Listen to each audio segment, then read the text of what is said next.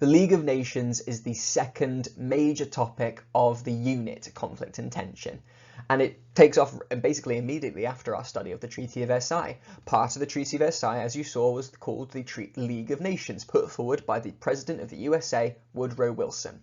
The League of Nations had 4 key aims. It wanted to stop war from ever breaking out ever again. It wanted to encourage countries to disarm, which means to reduce the amount of weapons that they have. It wanted to improve the working conditions of workers, and it wanted to tackle or stop the spread of deadly diseases. The last 3 might seem weird, but the whole concept is to stop war, and therefore, to stop war, you need all countries to be happy and, should we say, not struggling. So if you have countries with low levels of disease and that the workers are happy and well fed and looked after, those countries are going to want less and therefore want to go to war less. See, the League of Nations was the first of its kind. It was the first organisation to try and stop war, where lots of different countries came together to try and form what's called collective security. If every country together works together to prevent war from happening, they can, should we say, talk people down or offer people alternatives to war, which means less people die and less war happens. The idea is very good in practice, and it's actually the same kind of idea that's employed by the modern version of the League of Nations, the United Nations, or UN. You might have heard of them before. Now, there are some other things about the League of Nations that are a little bit finicky though.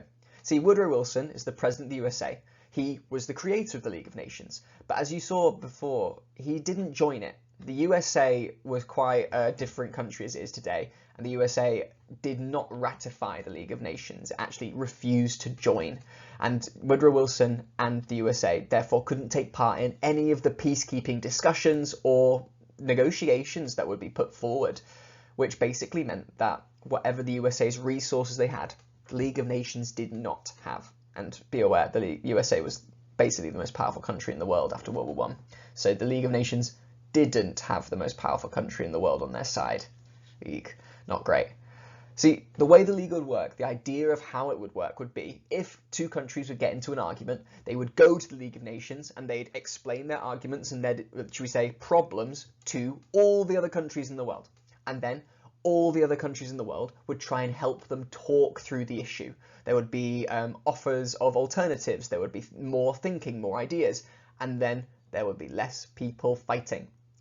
And if a country was to go against the League of Nations, well, the League of Nations would have some powers to, should we say, prevent war. The first would be mitigation. Basically, they would try and they would punish the countries through economic sanctions, basically limiting their trade and limiting their money.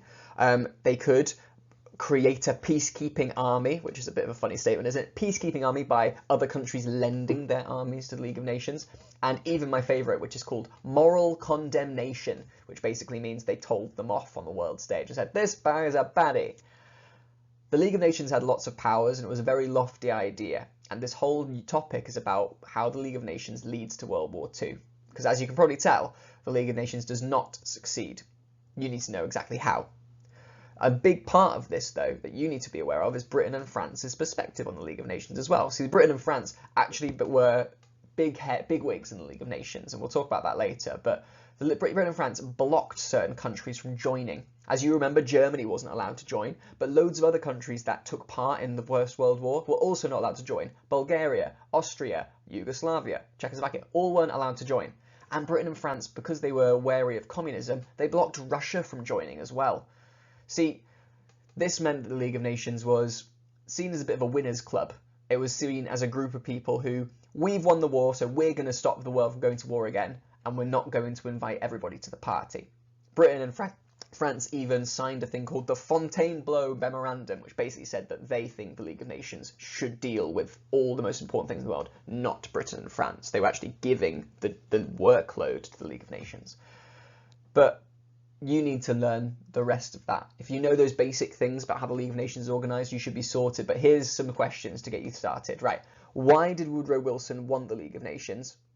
What are some key facts about how the League operates, what its aims are, and, well, what would happen if it went wrong? And also, what was Britain and France's perspective on the League of Nations? If you know the answers to those 3, you should be able to tell us all about them. But anyways, good luck.